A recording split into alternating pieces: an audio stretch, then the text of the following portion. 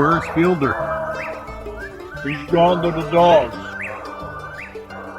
Well, welcome, folks, to the Gone to the Dogs podcast. Your host, Steve Fielder, with you one more time. So grateful for the opportunity to visit with you each week on this podcast. We got to thank Al Gore for inventing the internet. Ha ha. And making it possible for us to stream these podcast sessions out there to you all across the country and even around the world, if you can imagine that. Today, I want to thank, first of all, before we go any further, my dear friends at DU Hunting Supply, W Hunting Supply out there in Washington State, Buddy Woodbury, Jason Doobie, all the staff out there for providing me this opportunity. And guys, if you need anything for your hounds, your hunting activities, and all, these guys have it. They got a great website. It's very easy to get on there, dusupply.com. And they absolutely service what they sell and have customer service that I think is second to none. Well, I'm really excited today to bring to the mic a guy that I've known for quite a while. I first met him when I went to work for PKC. We may have met at the UKC Winter Classic in Albany, Georgia, when I was a UKC man. I'm not sure, and we'll clear that up. But at any rate, I'm just really happy to have this guy here, Mr. Mark Israel from Smithfield, Georgia. How you doing, Mark? Hey, I'm fine, Steve, and I hope you're doing well. I am. As the old saying is, much better than I deserve, for sure. Gee, it's good to have you on the podcast. I know you and I have talked a little bit on the phone in preparation for this, but I know you're a busy man, and it's kind of harvest season down there in Georgia, isn't it? It is. Peanuts and cotton and soybeans are being harvested right now. Yeah. Yeah, and you do quite a bit of farming. That's kind of your day job, isn't it? It is. Yes, it is. That among a few other things. Well, I talked with you a little bit there, and you told me you're running a farm supply business, and that's there, aren't you, as your parents, like all of us, unfortunately. I've lost my parents, but you're fortunate enough to still have yours. My mother is about to turn 91, but my father's declining, and a few years ago I took the business over, actually for no compensation, and at that time, but I didn't know it would I didn't know it would last this long. And then I farmed my father's farm for him, and then I farmed. It changes every year, 12, 1,500 acres, maybe, for my own income. I got you. It's kind of like podcasting. It sounds like I do this every week, but so far I haven't gotten the first check. I'm still waiting on that one. If I may bring up one thing. Absolutely. Before this thing goes too far, I really appreciate you asking me to be a guest, and I wouldn't know why anyone would want to hear anything I had to say. But there's something else I want to mention. You are one of a kind, and thank God.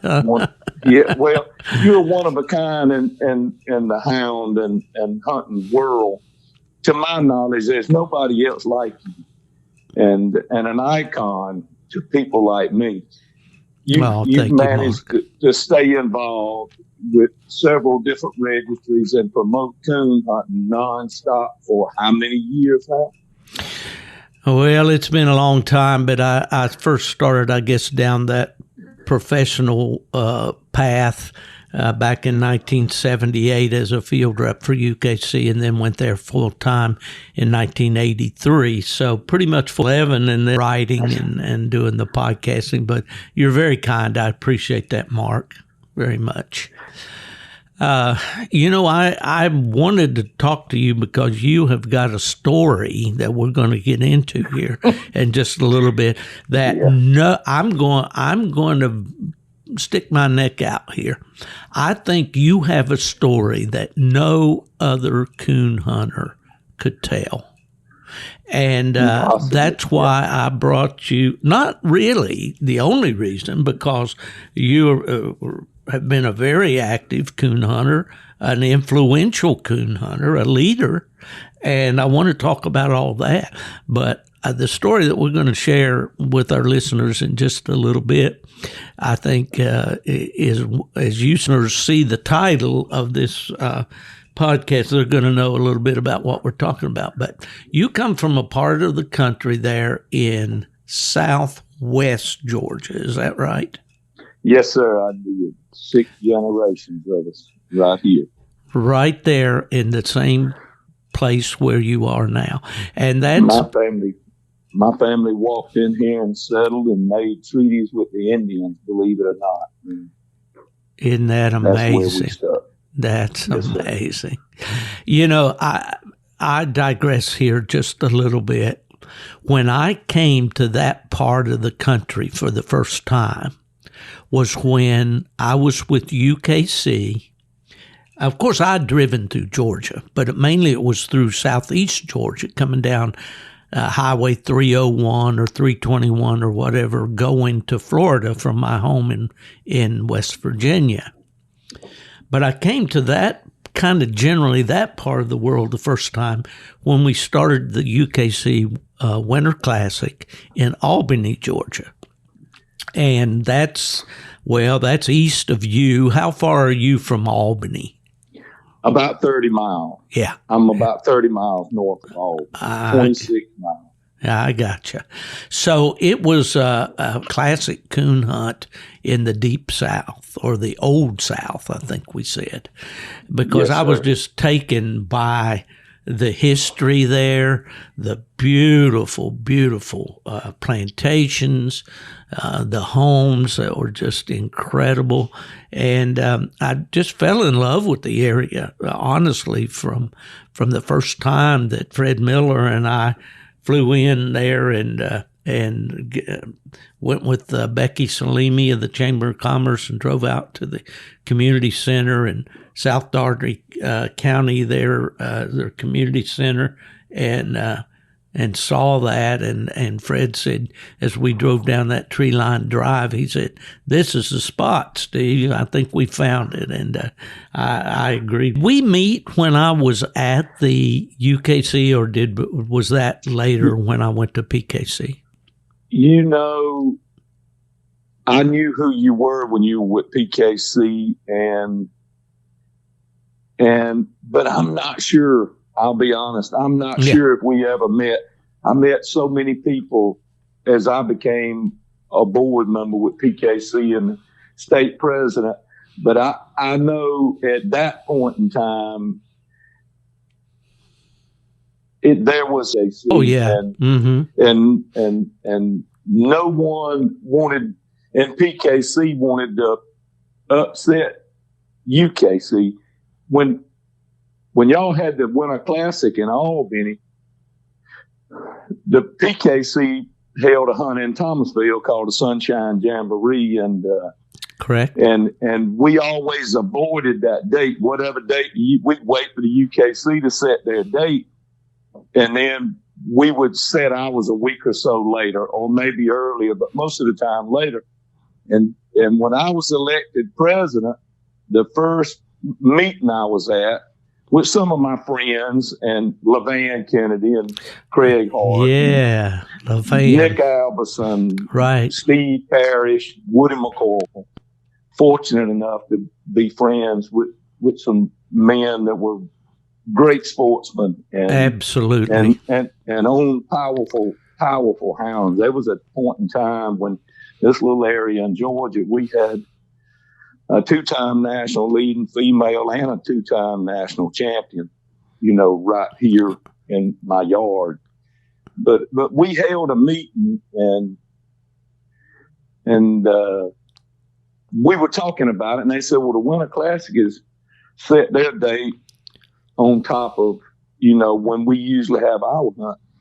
And I had just become the state president for Georgia. I had just been elected. And my first move after talking to some of my closest friends, I said, I'll tell you what I'm going to do, y'all. When I go to the World Winter Classic, and we're going to advertise it as a chance for hunters to hunt the nights that they can't hunt in the Winter Classic, come hunt with us. And I said, actually, it's going to probably make the UK mad, because my first board of directors meeting was held under a tent in Aurora, Kentucky. And it was pouring rain. And Woody McCorkle, who had been the state president for the entire time PKC was here. I mean, it was, when I took over, I wouldn't say it was in its infancy, but it hadn't been around very long. And I sat down at that table with Mr. Roy Tramble and Jarvis, and I told them that I was going to put the Sunshine Jamboree on top of the Winter Classic. And I thought Mr. Jarvis was going to flip that table over. He said, "Man, we just can't do that. We don't want to start a war." And I told him, after a few minutes of me convincing them, they decided to go along with it. And a really good thing for UKC and for PKC. Maybe UKC lost a few guides, but. Well, I'll speak to that there in just a minute. Actually, it was. In my eyes, in my opinion, it turned out to be a great thing for UKC and PKC, and especially the coon hunters, who, that was kind of, when I went into office, I did everything I could to make things better for the average hunter. Sure. Most pro hunters, at that point in time, they had somebody, backing them financially. And so I worked, everything I did was for the average everyday coon hunter that went to open events. And I think that one move made things a lot easier for everyone. Well, it certainly worked out. And yes, I'm sure that we weren't all that excited probably when we heard about that. But I will say, you mentioned Woody McCorkle. And, putting together a hunt like the Winter Classic requires, and as you know, with the Sunshine Jamboree, requires quite a guide network, and you've got to have a lot of help. And right away, the UKC Winter Classic started drawing a great number of people from the north to come down to the Southland, at a time of year when it was all iced in up there. And also we did, we kind of did the same thing. We wanted to have a hunt to compete with the Grand American, which was an AKC and ACHA, I guess maybe. Corkle was a guy that always, as long as I was associated with UKC and at the Winter Classic each year, he always provided me 5 guides. Always. You could set your watch by the man with the little fedora hat that's going to come walking up and say, "I got you 5 tonight, Steve." I didn't ask him for 10. I didn't ask him for 15. He told me he could provide me 5. He always provided me 5 guides. And I loved Woody. He was a great guy. I really was saddened when I heard that he had passed away. And so he was just an example of a lot of, you mentioned LeVan Kennedy. LeVan was the guy that I worked with right away in getting guides together for the Winter Classic, and went out and hunted with LeVan the first year that I was there. And just so many people. You can't put, my dad used to tell me, he said, he was, of course, my dad was a union pipe fitter, and he and I always had discussions about that. But he told me, he'd always say, "There's no one-man automobile factory, Steve." And I'd say, yeah, but without that guy that puts his signature on the line, to build that plant or whatever, you're not going to have a job. And around we go, And I got a lot of friends that are in unions, so I don't want to start that war here. But at any rate, my dad would say that to me. Well, that is true when you're putting on a major coon hunt. That's correct. It's a lot of work. It's a lot of work, and it's a vast volunteer army of people that come together to make it happen. I just saw where PKC was thanking all the guides and judges and everybody who helped put on their recent world hunt in Salem. And it absolutely is. You can't say enough about those people who leave their dog at home, don't get a chance at all those prizes and trophies and that 8 minutes of fame or whatever, just so we can go out there and have a good time. So I'm glad you brought that up. Yep, for sure. It was hard work. I actually guided for the Winter Classic for a couple of years before, maybe 3 before we. Actually, I guided for a year before I ever coon hunt, before I ever actually started competition hunting myself. I see. And then, it was kind of a whirlwind for me. Nick Alverson, I don't know. Nick Alverson, which I had a lot of really, we had a close-knit group of hunters here. Paul Sheffield. Every time he and I went somewhere, Paul and I roomed together. And Nick Alverson, Buzz Register, Dennis Griffin, Steve Parrish, and I know I won't name them all, but we were a close-knit group. But Nick in particular, he helped me when I started. Nick helped me become accepted. Coon hunters, or at least in this part of the world, they're a little bit cliquey. And Nick slid me right in to become accepted. And then within a year, probably within a year of that, I was the state president for PKC. It all happened in a hurry. I was accepted, and people trusted me and believed in me. And actually, after I became the president, there was an election, but nobody even looked to see. Everybody had so much faith in me that I never even thought. Nobody ran against me, and it was that way all the way up to the day I resigned. And those guys, I love every one of them. Sure. Well, none of us would be here without the help of our friends, and especially our coon hunting friends, means so much. Okay, yeah. Mark, now you grew up on a farm, I'm assuming.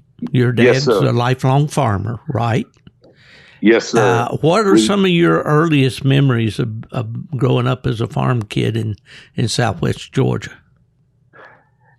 Hard work, mostly, pulling weeds. And my father didn't believe in entitlement. He was, which my father, I was young, but there was 5 of us, and we all pulled weeds and picked up pecans, and there were no cell phones. I remember we had pecan trees, on some of these farms, and in the fall, my father and mother load us up in trucks and give us all a coffee can and a croaker sack.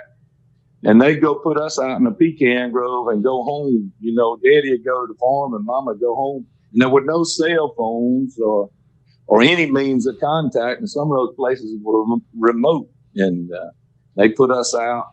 And when they come back, they expected us to have a croaker sack full of pecans. But most of it was just hard work. A lot of physical labor. And actually, my mother taught me to be a shotgunner. Shooting does is a tradition in this part of the world. Oh, yeah. And my father was always so wrapped up trying to run a farm and a farm supply and building a world for 5 kids hunting, and taught me deer hunting. I had to learn on my own because the first deer season I was of age, and I was self-taught at that. But my mother actually taught me to be a shotgunner, and I killed my first dove sitting on my knees right in front of her. She was sitting on a 5-gallon bucket. Sure did. Isn't that amazing? You remind me of my grandmother in Tennessee. She raised 9 children on a small farm.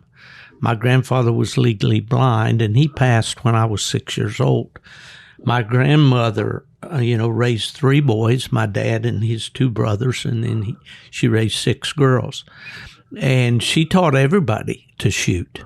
And the story in the family was when Grandma was about 80, past 80, a hawk, she called it a chicken hawk.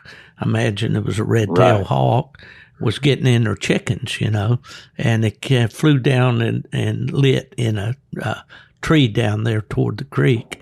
And she stood on the front porch with a .22 rifle and opened sights and killed that hawk, which, was probably not legal, but he was bothering Grandma's chickens, So coming from that kind of background, I can see that picture, Mark, of you there with your mother at a dove field. You mentioned things there. It just I try to pick up on the culture of the areas that I go to. And being there in that part, you mentioned 2 things. You called the nut that's so popular down there a pecan. Some people call them pecans. Yes, sir.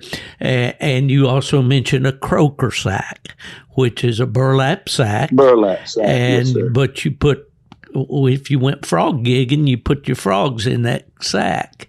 And I imagine that's where that name croaker sack came from, don't you think? Possibly did. I did a lot of frog gigging. Oh, yeah. My father actually got 1 hound in his life, a lot bigger place. And he got it. They brought his hound come in on a train. Mm-hmm. And he went over and picked it up in a little town called, it's a community up his hound, but I don't think that hound amounted to much. And I was actually lured into coon hunting. My family owns a pretty nice chunk of land. Yeah, tell us more about your family. Feel free to discuss that. That's right. My family owns, several thousand acres of land, all of us combined. And I had 2 friends that came hunted. It were neighbors of mine. And to be honest, I think they were inviting me to go coon hunting. So, they had better access to our property probably. But, but it got me started and I bought a hound. The first hound I think I bought, Nick Alverson let me hunt an old Walker hound he had in the pen. He said, ain't nobody hunting him, just come get him and hunt him. And I could hunt. I was probably an expert woodsman, but not a coon hunter. And he told me just come get that dog, hunt it. And I hunted that dog well. And then I bought a dog from James Ed Curtis, a young dog that just didn't pan out. And that started my journey. And over the years, I guess I lowered my standards and bought a hound. And when he didn't pan out, I would lower my standards and buy another one. And, of course, I was looking for the dog I saw in all the ads, Oh, yeah. Never dreaming that I would have at least 3 hounds, better than most of the dogs in those ads. But I was fortunate. Somewhere along there, I met up with a dog named Concrete Dan. He's the one that, as far as for being a hunter, he's the one that. Let's talk about Dan a little bit. Walker dog? Yes, sir. He was a grandson out of Pac-Man, and actually Russ Bella came all the way down to see him at a hunt. He wanted to buy him because he looked like Pac-Man and sounded almost exactly like Pac-Man from what people that hunted with Pac-Man. But he would find a way to win. Especially when he was a younger dog. As he got old, he got hunt wise, a little bit hunt wise. But he found a way to win. He won me two back-to-back state championships and thousands upon thousands of dollars. And we go have a hunt back then, but I think they eliminated us from having them. But we'd have a Calcutta, and every time we went, Dan would always bring the most money because everybody knew he was going. Yeah, he was the dog the money was on. Yeah. Yeah, when you pull up at a hunt and when you're walking in at a register and everybody looks up and said, "Are you going to try to hunt tonight? Or are you going to split?" And I hadn't even entered the hunt yet. you packing a pretty powerful hound. I had another one right at the end. Then Mr. Jimmy hunted it a good bit. He was a really rest. I was burned out from phone calls. You faced it. I don't have to explain it to you, but maybe some of these people. I was sitting with the proliferation of handheld cell phones. I was sitting in a restaurant in Albany. My wife and I, one of the few times, I wasn't hunting because when I did, I was dedicated to it. I mean, and I got a phone call from a cast in Troy, Alabama. I believe it was Troy, and they said, "Mark, we got a problem here in the woods, and we just want to talk to you about it." And I said, "Listen, I'm supposed to be the guy that makes y'all play by the rules. You got to go back to the clubhouse and assemble a panel." And they said, "Yeah, we don't trust none of them." And everybody's agreed. Everybody's agreed that we can just tell you what happened on the phone, and everybody's agreed that whatever you heavy hangs the head that wears the crown, Mark. yeah, and over time, and I loved every one of those guys. Sure. And even the ones I didn't like, I loved.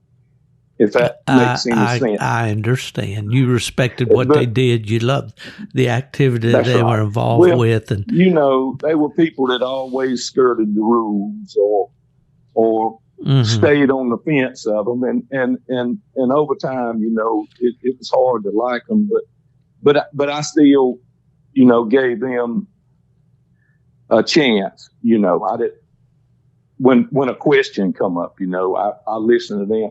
But over time, all that stuff started to get to me a little bit, and I had kids growing up, and I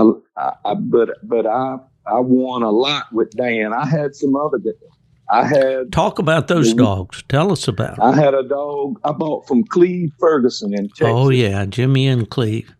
That's right. Cleve and I were good friends, and I think I actually wound up getting a dog from Eddie Muse. Eddie got him from Cleve on the way to me. And Eddie Muse hunted him a little bit. It's a blue English dog named Tick-Tock Doc. And I remember it was a little bit of soreness there because he was the money leader in Texas, and I was, and I did a lot of winning with Doc. I tried to keep two pretty good hounds. Then I had the reserve, the Super Stakes champion, and a reserve Super Stakes champion. One of them name was Prime Time Dick. He's a giant 90-something pound walking dog. And I bought him and brought him home and placed in the Winter Classic. Oh, I think it was in the open event. He placed in it. And on the way home, the guy that was handling was my first cousin. He said, "Mark," he said, "I didn't see nothing, but I'm suspicious of that dog, that Dick dog." And I said, "Why?" And he said, "Well, it was a female, had the cast one. And we got to the tree. She was off the tree and her nose was bleeding. And so I hadn't saw it. We hadn't hunted him but a few days then. And we were on Gillianville Plantation a few nights later, not far from where the Winter Classic was headquartered. And And I've the Dan hunted out there off of Gillianville Highway in that American. That's right. This was that Southern Heritage plantation. That's right. There. That's a nice place. All those places are great. I love to hunt them because it was open. It's rougher country up in where I'm at. More briars and bogs. But anyway, Dan, my lifetime favorite, was treed up on a hill, and the moon was kind of come lumbering up there and just hopped right on him. And by the time my friend knocked me off of him, I was standing on his neck with a pistol to his head. I told him I'm not gonna have anything like that. And they talked me out of shooting him, and I know that's frowned upon now, but back then, as you well know, that happened a lot to mean dogs. But anyway, I wound up and sold him and got my money back, and then I bought a little dog named Forrest. He was, I think, the first 9 casts we hunted him in. He never scored less than 400 plus. He was a beautiful blanket back, big mouth walker dog.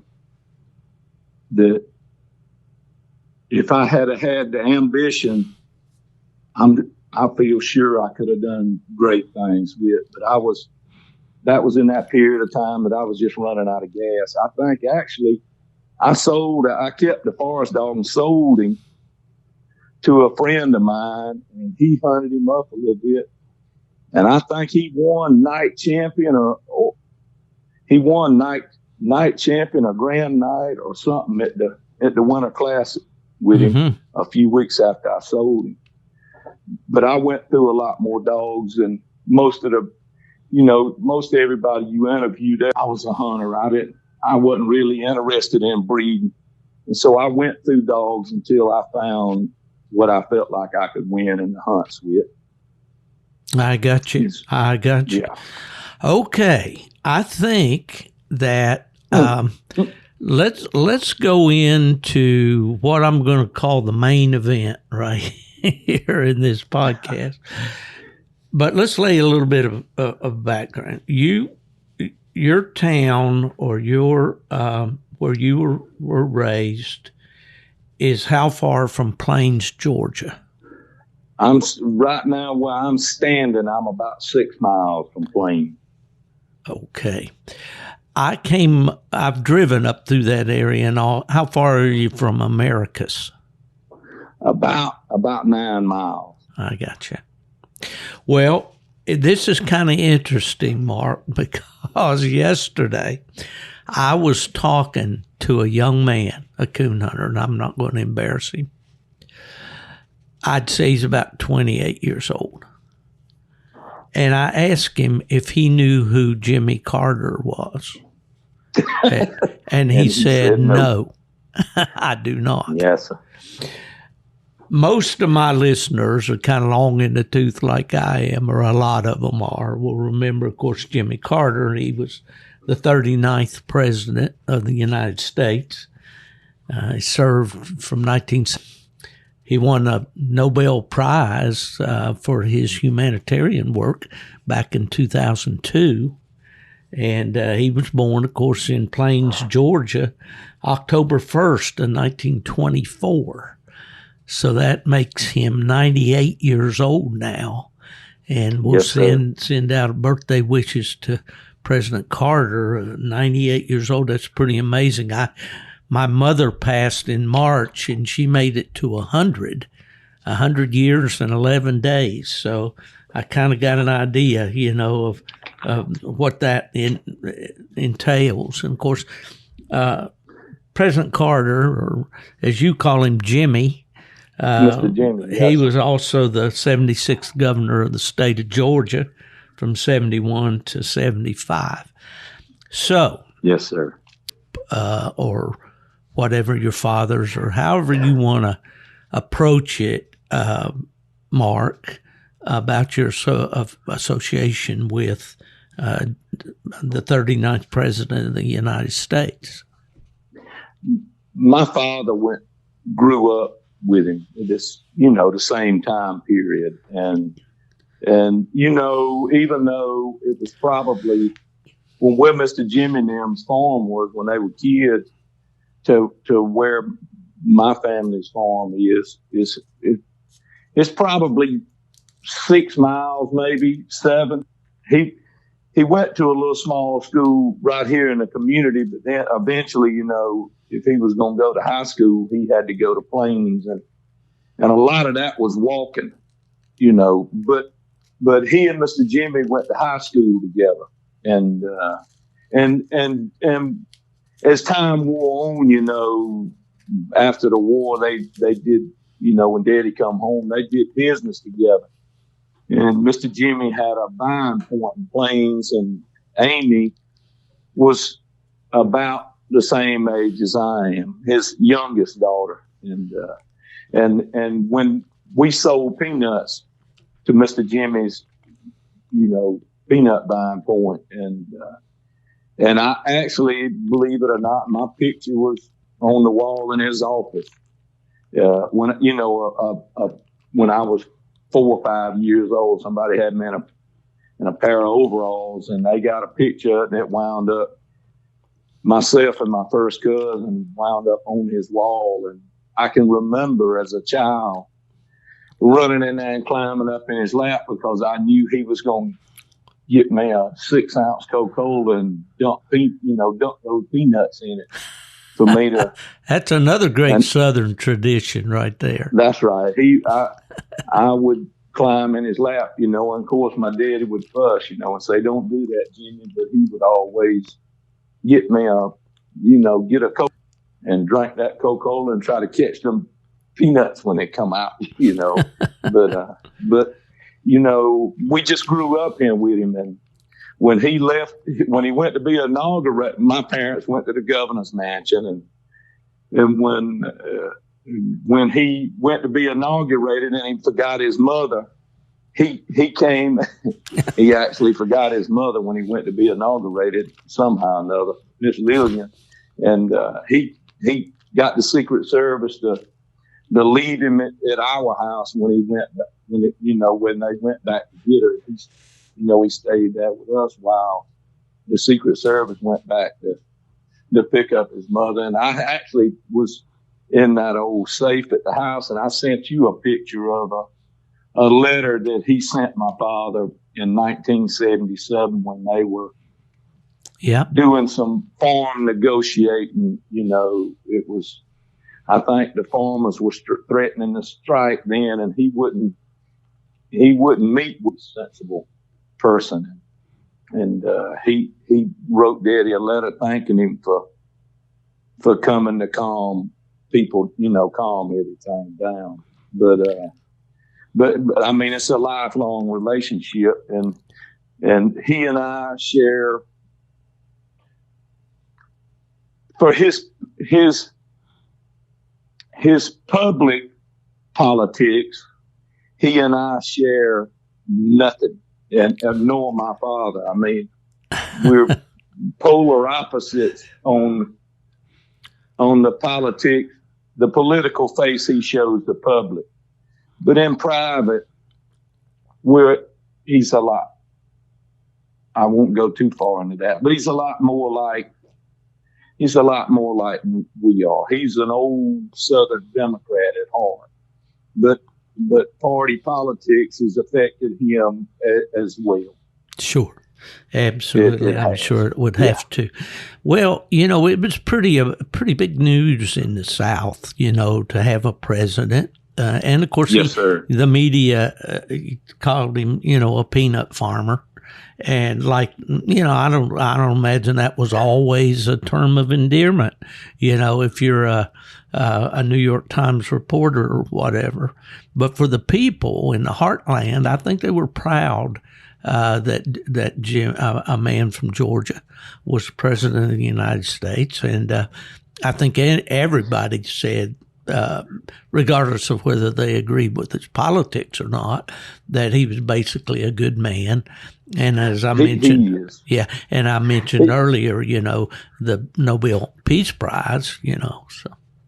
It was somehow in politics, and I'm not saying that I'm unaffected by it myself, but about a year ago at the Capitol, I walked in and got surprised. I just went up there to talk to some politicians. They asked me to speak to them, and I told the Democrats in the Senate, I said, I pass people like me down the hall. There's nobody in this room like me. I don't agree with y'all's policies, but somehow or another, we've been lured into believing that you got to hate somebody because you don't. And Mr. Jimmy and I, there was a time when we were really close, and he knew that I stood way to the right of everything, that he said in public. But he and I still had a wonderful time and a wonderful friendship, and we talked about a lot of things that I can't share, but sure. a lot of things that I could. He never would tell me how deep a nuclear submarine would dive. I must have asked him 500 or as times, he would say, nuclear. yeah, I'd surprise him, and say, "Art, how deep will a nuclear sub dive?" And he'd say, "I can't tell you that, Mark, but it's deep." That's about. And I recall one particular hunt, and I. Well, let's do that before you jump into that. Let's lay a little foundation for that.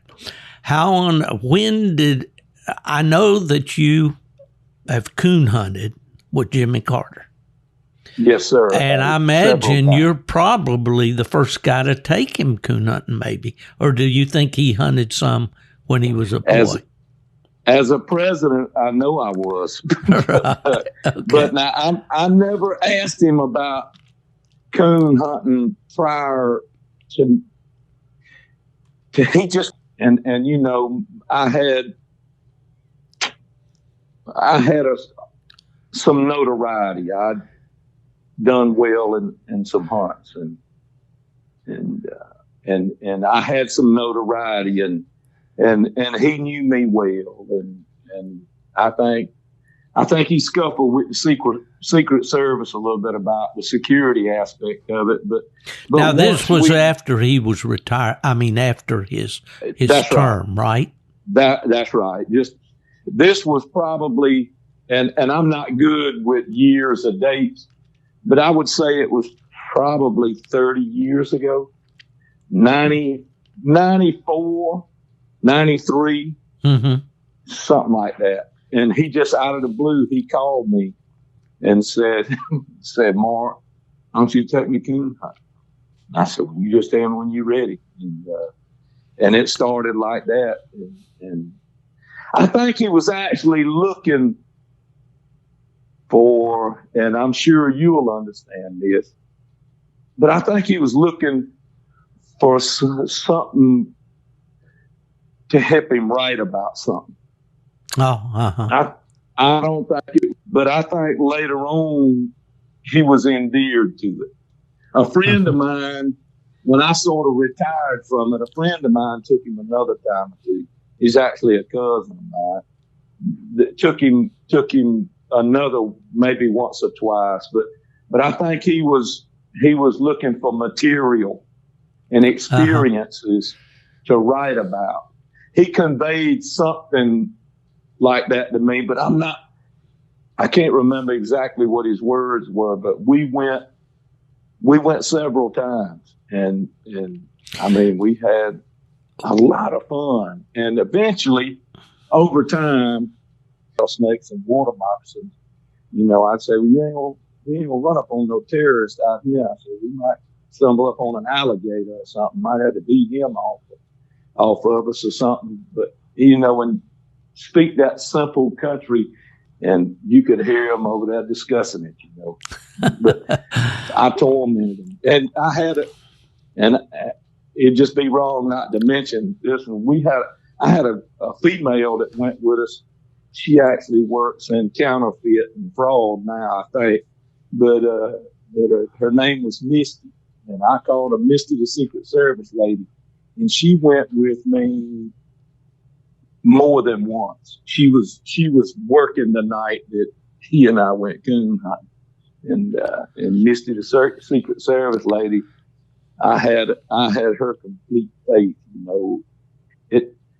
They'll tell you that they gonna give you some freedom, and then you look up and they slipping around, skittering around out there in the darkness, trying to watch us. But over time, they eventually realized that they were just out of their element. And I told them, I said, the safest place he is with me right now. If we go to New York, I'll let y'all take over. And he and I got to share a lot of private time where he could be himself and I could be too. Well, it was your a special time. Yeah, it was. It had to be. And we're talking about the once leader of the free world, at one time, yes, the most powerful man in the world between 1977 and 1981, he was the man.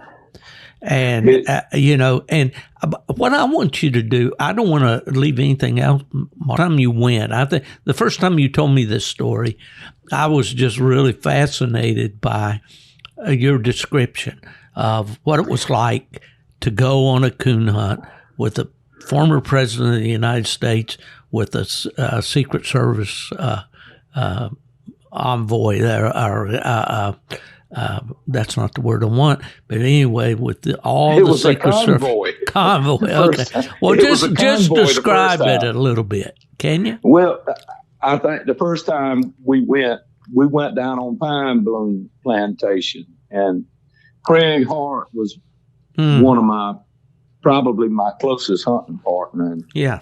And well, there were several of them, but he was my next door neighbor. And his brother-in-law was a guide on pine bloom plantation. It's like 9 miles long and 4 miles wide. A giant, piece of property. And so we decided to take Mr. Jimmy down there. And that first trip, you didn't see but maybe one Suburban and one car, following us around. Of course, they never enter.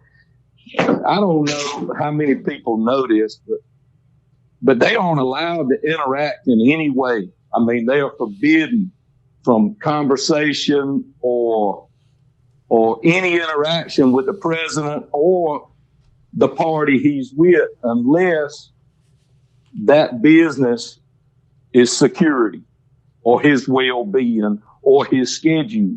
That's the only time they're allowed to intervene in anything.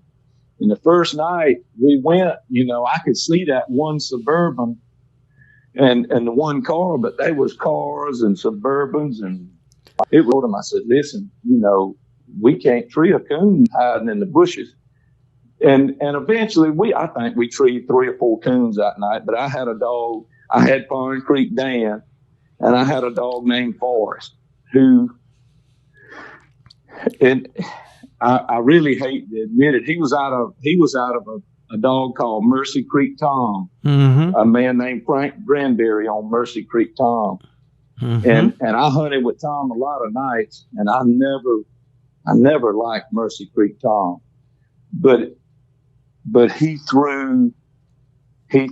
if I'm not mistaken, he threw 2 or 3 world champions. He was a really good reproducer. And this Forest dog was one of the best dogs that I ever hunted with or owned.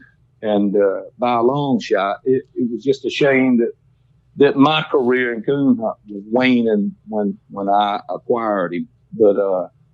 But anyway, it was Dan and Forrest, and of course Mr. Jimmy, he liked Forrest, I think, because of the similarity with Forrest and Forrest Gump. But yeah, I would give him a pair of snake-proof waders that I had Paul Sheffield specially built my waders. I would take a pair of Rocky boots, just regular old Rocky and he would sew me the waiter tops on. Right. And the first pair, so we had a lot of trouble getting them to waterproof at that seam, where they sewed the tops on. Mm-hmm. But eventually, we solved it. And to this day, I don't understand why somebody isn't making them now. But I always kept 2 or 3 pair around. And Mr. Jimmy, I'd give him a light. And Basil Kittle made my lights back then, bandit lights. And I would give him a bandit light and a pair of waders. And he would dress up just like a real live coon hunter. And we'd go to the woods.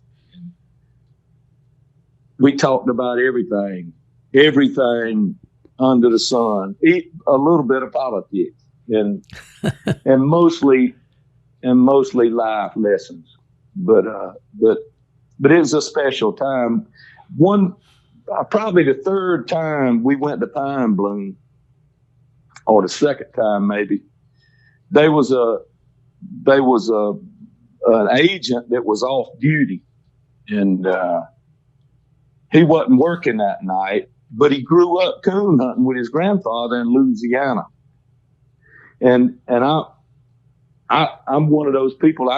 There's just not many people that I hold, or probably nobody that I hold in awe, or right. I have respect, but I don't really look up to anyone. So one of those agents eased up to me while Mr. Jimmy was doing a tour in the carriage house. They were looking at the quail hunting buggies, and that agent eased up to me and he said, Mark, he said, I got a guy over here, he's attached to Mr. Jimmy, or the President Carter is what they call him. He said, but he's off duty, and he went coon hunting with his grandfather as a child, and his grandfather's passed away, and he hadn't been able to experience anything like that in several years. And he'd like to go along. He says he won't participate in the hunt and he'll stay out of sight. He just wants to hear those dogs. And I told him, I said, come, the guy had pulled up. I said, come with me. And we walked over there where Mr. Jimmy was, and this agent right here. And he said, sure I do. I said, he's my guest tonight, and just as much as you are. I said, I believe all men are equal. And I said, tonight he's going to be a party to this hunt just like you are, on equal footing. I know he's attached to you, and I know y'all got rules, but he's not working tonight, and he wants to go coon hunt. So he's going to be my guest as well. Of course, Mr. Jimmy looked up at me like I was crazy. And he said, that ain't no big deal. Ain't no big deal at all. And I think that endeared a lot of those Secret Service agents that heard that exchange, between he and I. And of course, that guy went, and a few weeks later, he brought me some Secret Service coin, some gold Secret Service coin. He was so taken by it, but probably an experience that he would have never had. And I had one. Oh, go ahead, please. I had one other experience with it was Misty, the Secret Service lady, and this giant guy. He was about 6'8" or 6'9". He was an agent as well, and it was about this time of the year, and Mr. Jimmy wanted to go, and I got a certain amount of enjoyment out of pulling up that security gate and blowing the horn, in an old pickup truck with a dog box on the back. And of course, they'd ask me to state my business, and I'd say, man, open that gate. Me and Mr. Jimmy's fixing to go coon hunt. And I'm sure it was a certain amount of disgust to some of them, but I would kind of make their business plain, everyday stuff, and say, man, we finna go coon hunt and open this gate. And I went and picked Mr. Jimmy up, and that night only Misty and the big guy went. I had never met this guy. He's from New York, and we flipped down out in a gum swamp down there where you talking about, around Albany. It's beautiful. Mm-hmm. They got cypress ponds, and the Oh, creeks yeah. are sandy with hard bottoms. Up here, it's gum swamps, and you wade in everything up to your knees in mud. Yeah. And Mr. Jimmy had brought his grandkids, about 3 or 4 grandkids. I flipped Dan out by himself, and he went in that right smack dab in the middle of that gum swamp and treed a coon. And I told Mr. Jimmy, I said, just let me walk out there because, it's that old grass with those tussocks in it. Yeah. And there'd be water moccasins laying up on them. And you walk through that knee deep in water, and you above the snake-proof part of that wader. I said, what about just letting me walk out there and look and see if he's got a coon? If he does, we'll get up, a couple of us, we'll tote those kids out there. So I took off and was wading out there, and I heard something splashing behind me, and I turned around and looked back. Mr. Jimmy and a line of grandkids was right behind me. And those kids were waist deep in the water, And of course, I looked back, and this big guy, he's about 6, 7, or 8, might have been 6 long, with a mag light holding it straight up over his head at arm's length, trying to keep that light on Mr. Jimmy. I stopped what I was doing and went around Mr. Jimmy, and I told him, I said, I'm going to tell you what you better do. I said, you better take that light and watch where you're going. I said, Mr. Jimmy's got a light, and he's right there with me, and he's going to be okay, but you're going to fall on something that'll stick you out here, and, you better look where you're going. And we saw that coon and left. He was standing there with his mag light, playing with the coon. And Mr. Jimmy and I just turned around and walked off with our, he had hunted with me enough then that, he had become used to it. And he and I walked off and we're having our conversation about whatever it was at that time. And he come running through those woods with that mag light at arm's length above his head, which he was a big guy. It looked like a TV tower light or something. But he come running that spring head that about 6 foot deep and about 6 foot across, and he was probably not running wide open, but he was in a good fast run when he went off. He went off in that ditch, and his face hit the other side of that wall. And honestly, I don't know how it didn't break his back. And I told Mr. Jimmy, I said, excuse me a minute, Mr. Jimmy. And I turned around and walked back that ditch, and he was pushing himself back up to get on his feet. And I leaned over in that ditch and looked at him. I said, I told you the best thing for you to do is take that light and make sure you see where you're going with it. I got Mr. Jimmy. He looked up at me out of that ditch. His face and his head was covered with dirt. He looked up at me and he said, you right, boss. I'm going to look where I'm going from now on. And that was the reason why I think he just never was working the nights. I got you. But we had a lot of talks and about a lot of subjects.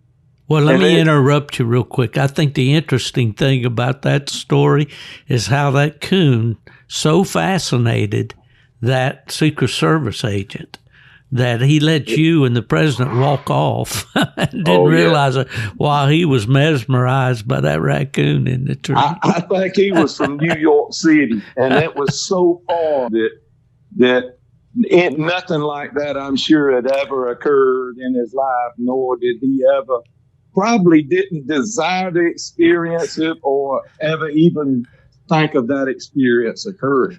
For sure. But we went a lot of times, and Craig Hart and myself and Michael Feltman, and there's a picture. I didn't take enough pictures, Mr. Steve. I'm so sick of time, and I should have took a lot more pictures, but there's one picture of that I use sometimes, my profile picture on Facebook, and it's myself and Mr. Jimmy, Craig Hart, Riley Etchell, and Michael Feltman. And and when I took that picture and looked at it, actually a Secret Service agent took it for us, but I would have never dreamed that Mr. Jimmy and I are the only two of that hunting party left alive. Everybody else is the dogs, Craig Hart, Michael Feltman, and Raleigh Etchell, all are deceased. And they were a lot closer to my age than they were Mr. Jimmy's. I never dreamed that Right. Mr. Jimmy and I would be the only two left alive. Do you recall, without getting too personal, some of the conversations that you and Jimmy had? One of the things that he have questions about the dogs. What are the dogs doing, and which one is that? And was he at all interested in that at all? They were the first few times we went, probably not the first few times, the first few drops, he would say, which one's that? And I say, that's Dan. And Dan sounded like he was fussing the whole time. He had a big ball mouth and he bawled on the tree. And Forrest had a little bit deeper voice, and it was huge as well. And they were so easy to tell what they were. Yeah. I mean, it was so easy to call. And Forrest was a ball mouth tree dog too. But I mean, both of them would hit with a giant locate. And I mean, it sound like I'm right. I mean, when either one of those hounds, and everybody that knows me knows I wouldn't own one that wasn't real. And when either one of them, when they located, that was it. And they didn't move. Literally would not move. Right.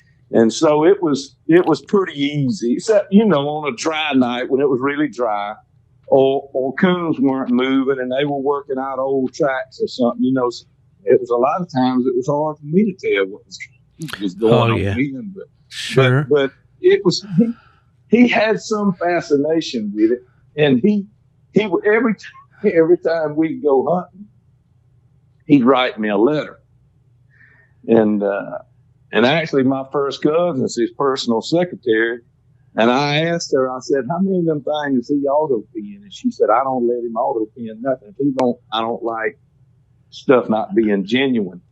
But every time we'd go coon hunting, he'd write me a letter, or he'd written some books and he would inscribe, the inside the cover of that book and write, a pretty lengthy letter about some of the experiences that night. And I probably should have prepared myself for this a little better by going back and reading some of those inscriptions or some of the letters. But we'll have to do that on another episode, Mark. That's right. We can definitely do that. Those things, I get them in the mail, and I knew I was roadshow.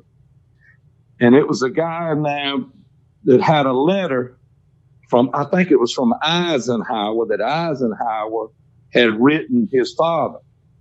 And some of the things that they used in that, and when they were valuing that letter, was personal experience.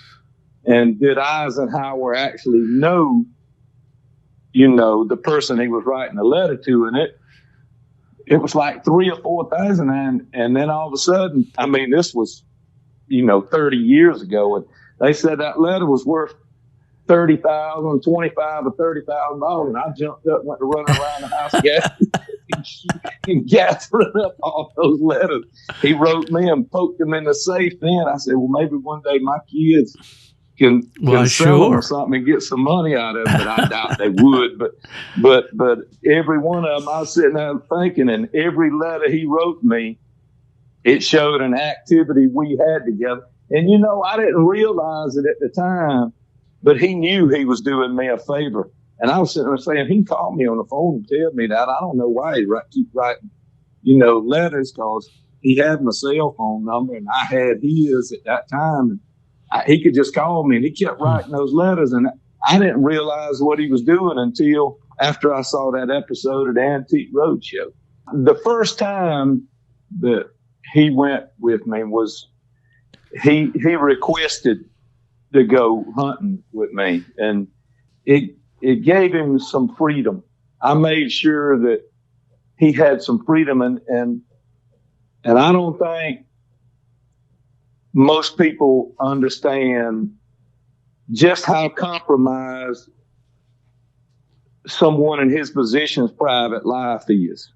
I mean, they're in the bathroom with you there everywhere you go.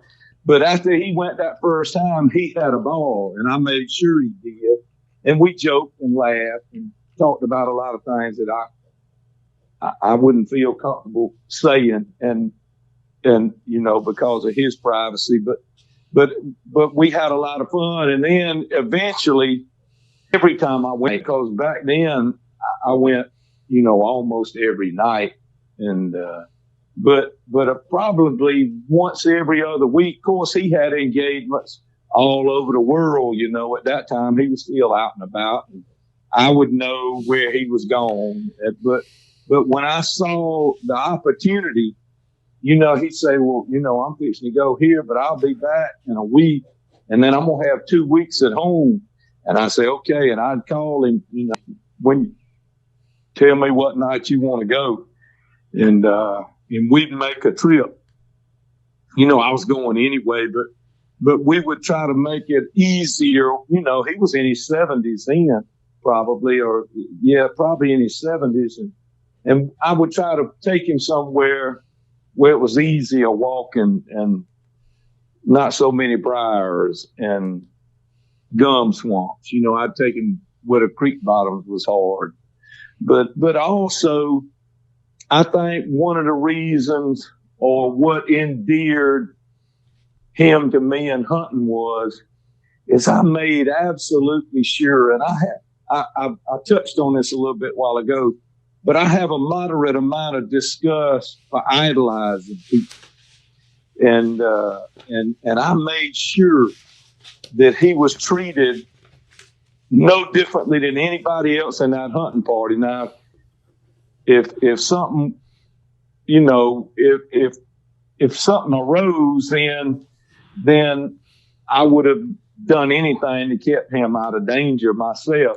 But I made sure he pulled his weight, and he was treated like a normal person. We joked and laughed, and I didn't treat him like he was the president of the United States. And I think he enjoyed and appreciated that. And as the trust built, every time I'd go and they were new Secret Servicemen, I would tease them a lot about alligators and snakes. And then I'd say, I mentioned this before, I'd say, when he's out here, he's safest with me. If we go to New York, I'm going to turn him over to y'all. But right now, the best thing happened to Mr. Jimmy. I mean, y'all just here working. I grew up with him, and I'd have to live in this community without him. And he's a draw to a lot. He's a draw to a lot of these businesses here. Little cottage businesses that popped up. And I said, I can't pull up in planes and say I let Mr. Jimmy get snake bit last night.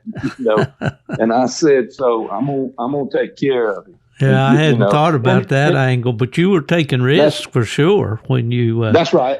But as time wore on, my trust in some of, especially like Misty, that grew up in Louisiana, I gained their trust, and I carried a pistol with me everywhere I went, and nobody ever said a word. But eventually, it gave Mr. Jimmy and I time. After maybe the third trip or so, we could slip away, and it just be he and I. And they, they might be 300 yards or 400 yards away, but it gave us privacy, and it gave him a chance to be himself and not feel pressured by presences of people. Sure. It was just, we had a lot of private and personal conversations. We talked about a lot of things, but most of our conversations revolved around small town stuff that really didn't interest people. It's absolutely a fantastic story to me just to think that you took the President of the United States coon I took him a hunting. lot of times. Yeah. We had always had good hunt. We had a lot of fun, and Yeah. it means a lot to me now. I never thought about it coming to an end. Yeah. Well, Really, I never realized we'd run out of time, and I just want to go shake his hand and tell him that I enjoyed mine and his time together in life. That it was special. And well, Mark, when we started on this journey here on this podcast, I didn't realize we were going to have a cantankerous recorder here, and this is a new one and a replacement. So I don't know if I talk so much that I wear these things out. I don't know what the problem is, but at any rate, we were talking about you and President Jimmy Carter, and I asked you, did he usually call you when the two of you would go coon hunting, and you responded to that, and then I think that you wanted to expound on that just a little bit, and then get into something that you said you'd like for us to cover. Right. He Mr. Jimmy did ask me the first time. He called me, and I had a moderate amount of notoriety at that time for being a coon hunter, and he did call me and ask me, and from that point on, it just kind of turned into he and I being coon hunting buddies. But he was still active, and he had engagements, and eventually I learned his schedule, and he would call me and say, I'm gonna be here for a week or 2 weeks, and then I'll have a week at home. And I would call him, on the weeks he was home, and just say, all right, Mr. Jimmy, I go every night. You tell me when you want to go.